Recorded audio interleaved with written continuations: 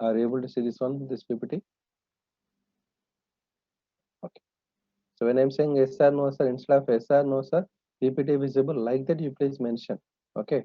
Typing 3 to 4 characters is not a big time for you people. Okay.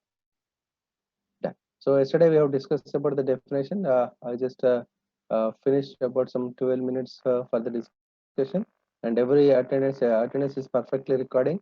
It is directly proportional to your day-to-day assessment in the DALAB, and day-to-day assessment for not only DALAB. It is this particular statistics will be taken. Every teacher will take their own statistics. Like if you have DBMS lab attendance, DBMS theory attendance will be counted. If it is some other lab like what else lab you have? One is about this thing, like one is about DA lab is there, one is about CN lab, computer networks lab is there, okay, and one is about this one. So all these three labs day-to-day assessment will be considered based on your regular attendance. Attendance will play a vital role in that part, okay. Be regular to the class work and try to reply in the chat. And if you are listening from the what you can say mobile, you please look at that how to type that chat box and how to communicate. You please look at that what you can say operation. Okay. So now we have finished the definition of what you can say definition of algorithm. Then followed by what are the characteristics. This is very important question. First question: define algorithm. Explain the characteristics with suitable example. So here I have not given the example of algorithm, but anyway we are going to learn so many algorithms in coming lecture. Okay, you can take that example also. Then computational procedure. Yesterday we covered what is this computational procedure and what is the study of algorithms. How we are going to about this one. First of all, we will try to devise algorithm. Devise algorithm is designing the algorithm for a new problem. First, we will try to devise the algorithm using any one of the design techniques. Okay, what are the design techniques we have? Divide and conquer, greedy method, dynamic programming, backtracking, and branch and bound method. And next, we will validate whether that algorithm is working fine for all possible cases. This validation can be done by either what you can say case by case with the different instances. Instance means that we can give the different inputs, and based on the inputs, every input is said to be an instance. Okay. So we will give the different instances. Based on the instances, we'll try to cross check it whether algorithm is working fine or not. That's one way of verification. That's called validating your algorithm. The second way we can use mathematical notion. We'll convert the total expression like you come across in the recurrence relation. So we will try to convert that algorithm. What are the number of steps are there? Based on the number of steps, we will try to generate an expression. That's what we are going to learn in time complexity. Okay. While discussing the time complexity, I will tell you how to write expression for the total number of steps in the given algorithm. So once we write that expression, then mathematical proof we will do. So that's what the predicate calculus mechanism to validate the algorithm. Then finally, we'll calculate the time complexity and space complexity to analyze whether the algorithm is best for a given case or not. Next, we will go with the testing of the program. That is debugging and profiling. Profiling means what? I just mentioned yesterday. For all possible cases, we'll try to work out about that program is working fine. So all these things will come across in yesterday's class. So this is another very important question. Solid. It may ask for even 15 marks question, or it may ask for 10 marks. Maybe another one example of algorithm will be asked for this one. Explain the different steps involved in problem solving using algorithms. So question may be asked in the different ways. Explain the fundamental of algorithm problem solving, or explain how problem will be solved using the algorithmic design. Okay, you please write down the possible ways of asking a question. Okay, explain how problem will be solved using algorithmic design, and explain fundamental problem solving with algorithmic approach. So like that, the question will be asked. So this is about 9 steps are there. Okay, we'll go in detail. Understanding the problem, accepting the capabilities of the computational device, choosing between exact and approximate problem solving, designing an appropriate data structure, algorithm design techniques, and methods of specifying algorithm, proving algorithm correctness, and analyzing algorithm, coding algorithm. Okay, the first thing is understanding the algorithm. Okay, so I'll just make it about understanding the problem in short. Whatever the problem is given to you, what is the problem? Please don't remember, don't think that always in our software industry, the problems will not be asked like find the factorial of a number, find the GCD of numbers. No, there is a specific project will be there. In the project, you are able to first of all, if it is for example any application like you want to register what you can say Like you want to register, you apply for a particular our UMass. There is a specific interface screen will be there from the university website. So that what is your name, what is your passport number, what are the all the details. So whenever you it will ask to enter your name, passport number, and what is your IELTS score, and what are your transcripts, what is your what can I say, one page essay. Okay, so all these parameters. Let's call one particular interface screen. So to design that interface screen, you need to write a program for that. Okay, that's called user interface screen. That's called UI design. Okay, to develop that particular screen, how to write a program for that. Before you write the program, for that, what is the algorithm? First, you will write. Okay, so what are the parameters are required for each? That's what you can say. If you say enter the passport number, that is one particular field. This terminology you come across in database management system. Okay, enter the name of the student. So this is what a field name is one field. Enter the passport number, that is another field. Enter the IELTS score, that is another field. Enter your cumulative GPA, that is another field. So these are all the different fields. So in order to present that field, what is the program you should write, and in order to accept your value, and what kind of program you should write, and after accepting the value, where to store this particular value. These values will be stored using a separate tool that's called backend tool. So you'll be preparing a database tool that's called, you may use MySQL, or you may use Oracle, or you may use what you can say Informatica, and you may use Sybase. Okay, these are all the different. You may use DB2. Depend upon the type of company, depend upon your requirement, and depend upon the kind of data size you have, and kind of number of operations you perform. You will select a one specific tool to develop the database. That database tool is said to be backend, and wherever you are entering all this information, that's called front end. Okay, to connect between these two, there is a open database connectivity, or if you are developing through Java database connectivity, JDBC, ODBC. Okay, you need to make connectivity between this front end and back end. Means that as an end user, your student is an end user who is going to enter the data. So he don't know about much rules about how to enter it. But the UI design should suppose to specify in the name, if you enter some 1 2 3 4, immediately it should give the message, error message, stating that the number should not accept any all what we say digits, and number should not accept any special characters. So like that, you will write so many properties for each and every field. So this is what a problem. Understand? So for this problem, how we can solve this problem? What are the things are required? And if it is calculation is required, so what are the things you will collect from the console, that's from the user, and what are the calculation we can do, or what are the links we can take, and how we can complete the problem. So this is what the general approach. For example, I'll take an example of mathematics example. A differential equation is given to you. So while looking the differential equation, you want to solve the differential equation. So the moment you look at the solve differential equations and so, immediately you will look at that problem. So okay, this problem seems to be like which method I can solve. Is it seems to be a linear equation, non-linear equation, or can I go with if it is can we solve with the variable separable method, or can I go with homogeneous method, Lagrange's method, or Bernoulli's method, or I can go with the exact equation method. So which kind of mechanism you will apply? The moment you look at the expression, you will start analyzing it, and you will analyze and you will find out that what is the best method to solve the problem. Then how you are solving the problem? There is a specific method is there. This is called understanding the problem, right? The problems will be, for example, you have to move a robo in the room from one direction to another direction. Then how you can move it? The total room you can look at like a two coordinate system. Okay, this is x-axis and y-axis. The total plane you will look at as a this thing. I think this example I come across, I just conveyed in some other class also. Okay, the total area will be looked at as a 2D. That's what two directional coordinate system.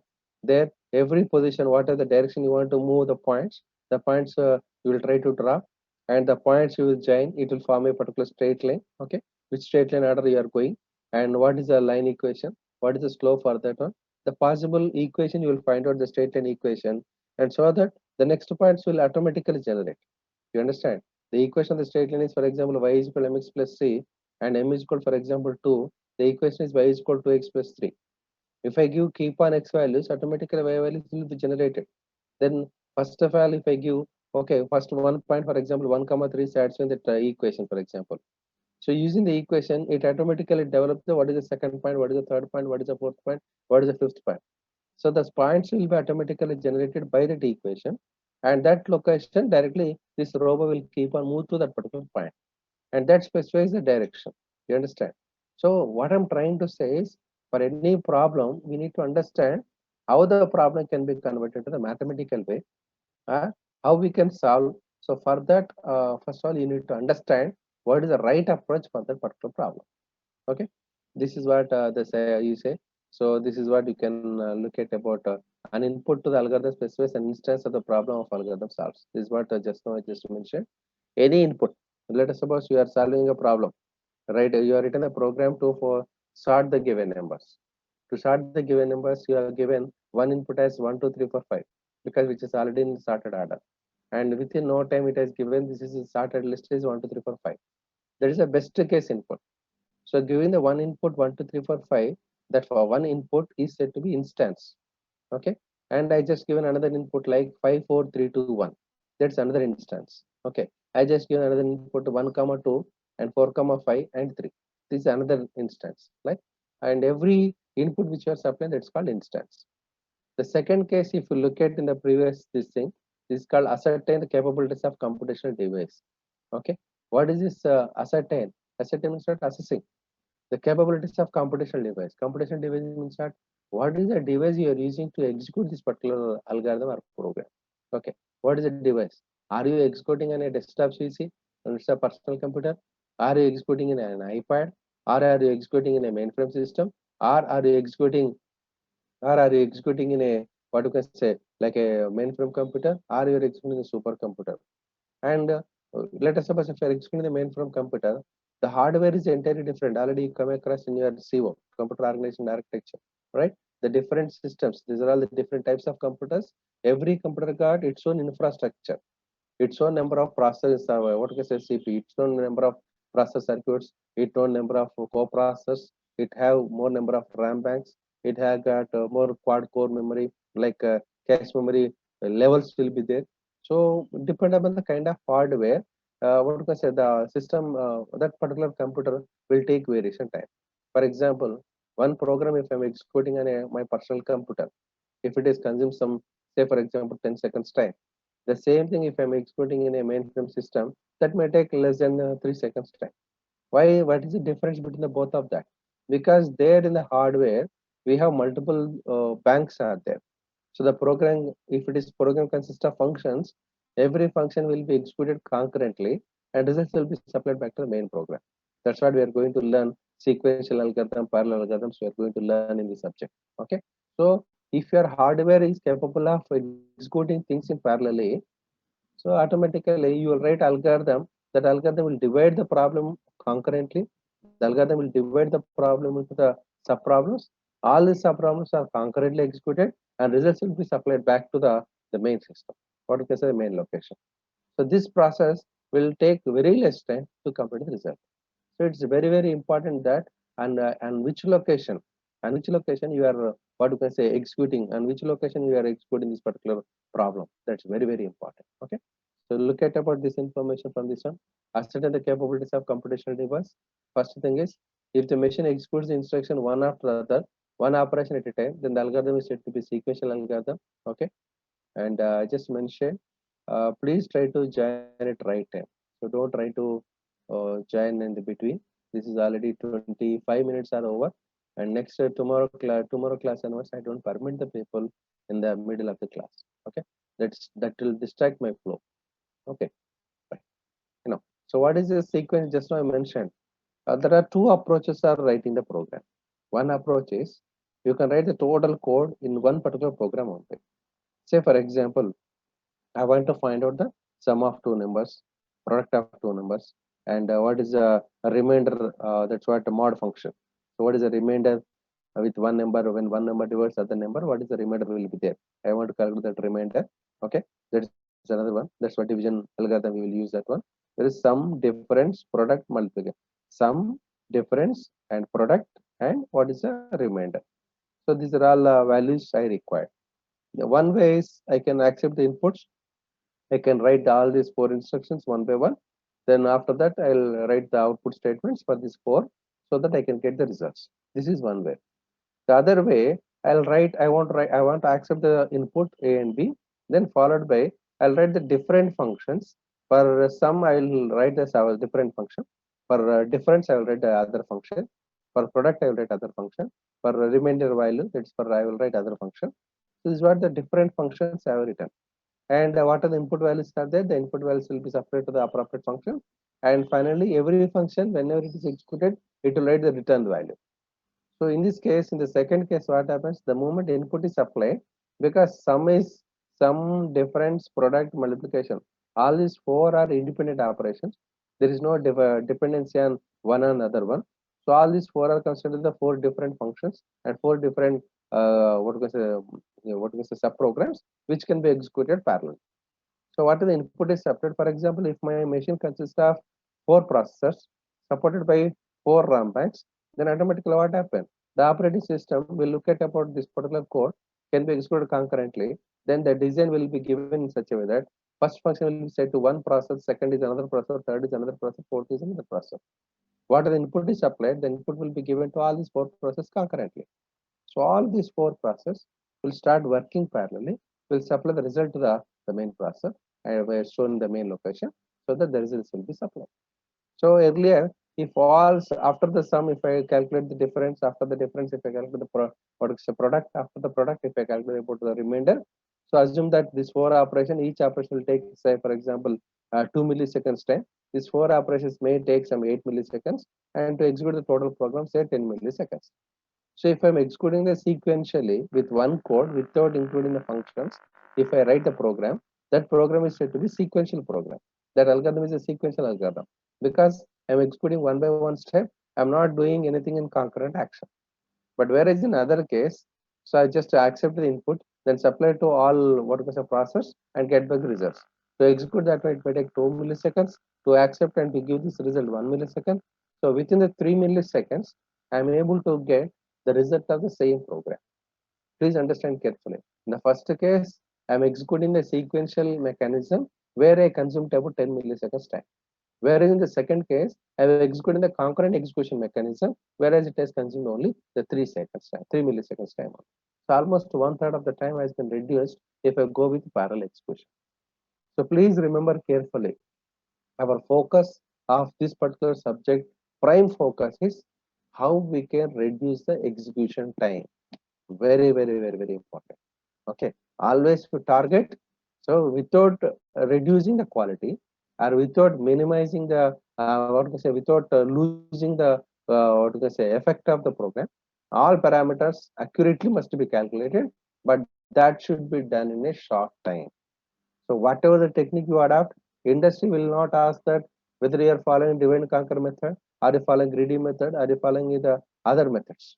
So industry will not, that is your developer, your employer will not focus on which particular method you are following. You will only focus at whether it is accepting all possible inputs or whether it is generating the valid outputs or not. Then second, for valid inputs, it is generating valid output. And the second thing is whether it is executing in short time or not. So which are the method will consume a short time and then you can apply for it. Then majority of the students will get confusion. Out of all the methods, why to go for all the methods, sir? So we can learn one best method which can be applied for all the problems. Sorry, problem to problem, we have to see that for this problem, for one problem, one technique may take very less time. For the same problem, other technique may take a lot of time. So there is a, because we don't have the problems in our control. Problems, any problem can be asked by the user, any problem can be generated. So we have to see for this problem how to solve. It is just like a toolkit. You know about toolkit? Like if you go to the service of your automobile, like it may be a bike or it may be car.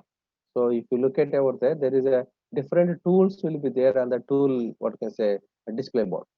And different numbers will be given for one number, two number, three number, 10 number, 20 number, like different numbers will be there. Okay, different tools are there.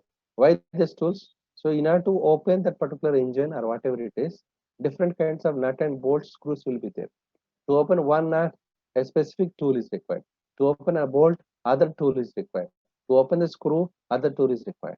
So whatever the kind of what you can say items you have, and which particular tool is best suitable to open that, if you use that particular tool, then only it will open.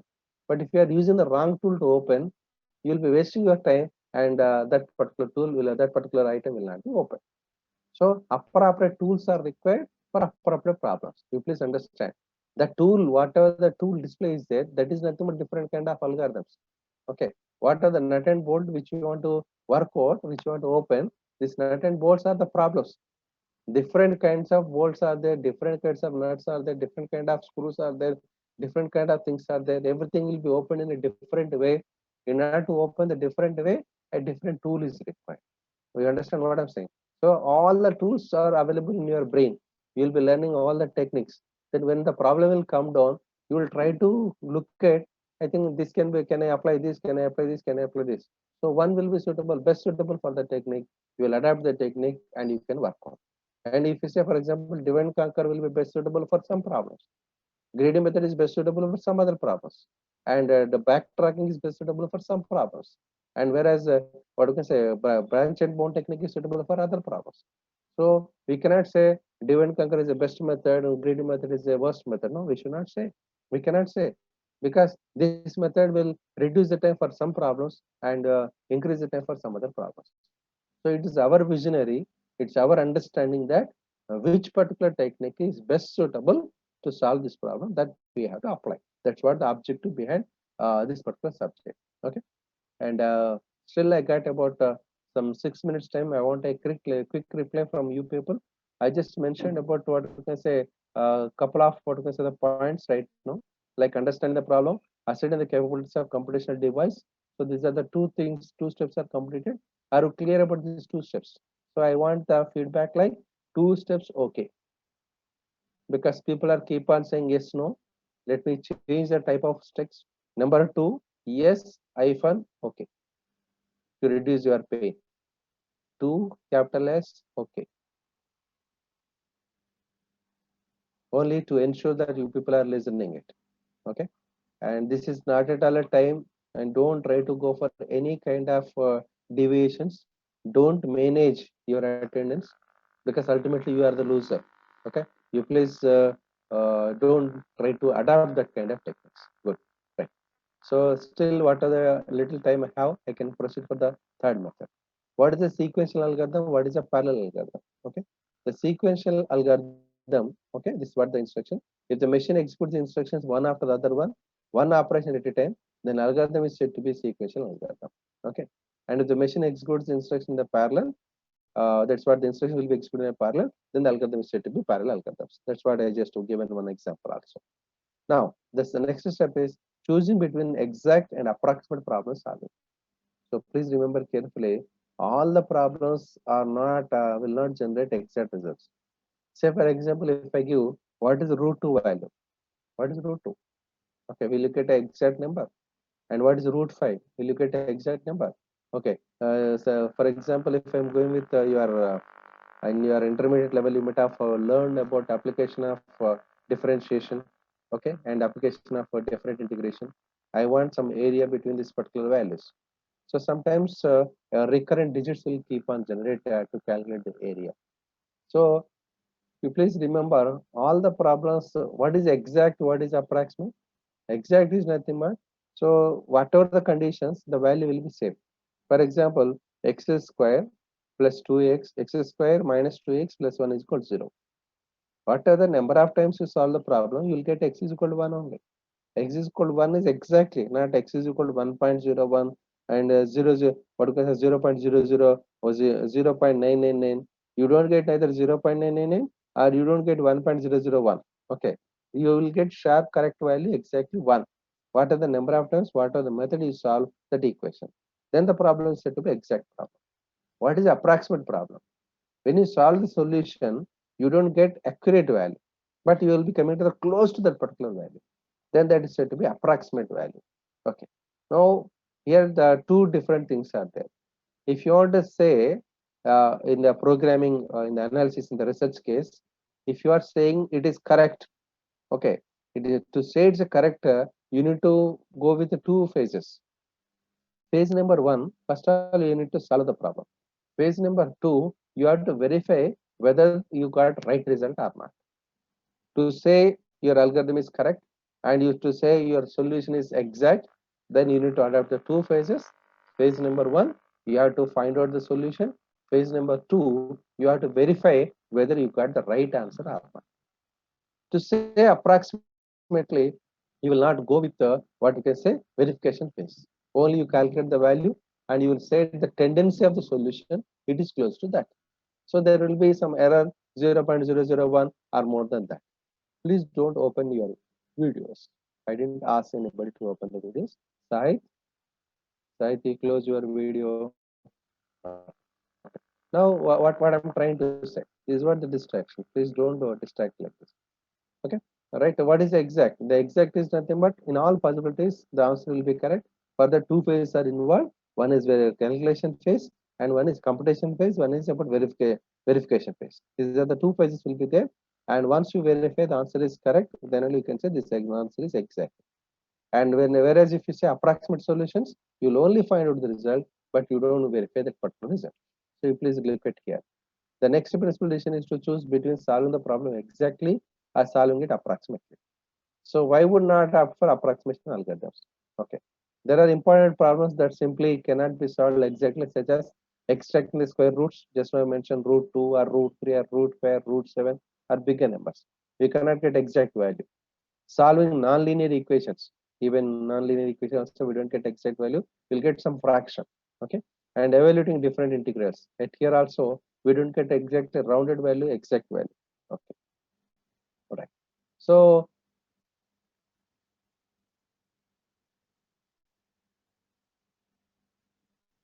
okay, so that is one reason why we don't opt, why would not opt for approximate algorithm. This is what reason number one. And reason number two, available algorithms for solving a problem exactly can be unacceptably slow because the problem's intrinsic complexity. Intrinsic means what? Internal complexity. What is that? So this is what the problem you're going to learn. The most well known of the problem is called traveling salesperson problem of finding the shortest tour through n cities. We will discuss in detail about traveling salesperson problem. And in fact, this problem we are going to discuss about 2 to 3 techniques how to solve the same problem. Okay, so do not worry, focus much about this problem. But only what is whenever you say the algorithm should be solved exactly, it involves the two phases. So that you please remember, which is not available in the screen, but you please remember these sentences. Still, people are losing before the class. Still, last 1 minute is there. I just observed from 54 to again it is fall from 51. And this is the last 1 minute time is there. So are you clear about up to here? So what are the steps we covered so far? Understand them. Please respond fast. Okay. And understanding the problem, ascertain the capabilities of a computational device, choosing between exact and approximate problem solving. We have completed the 3 steps.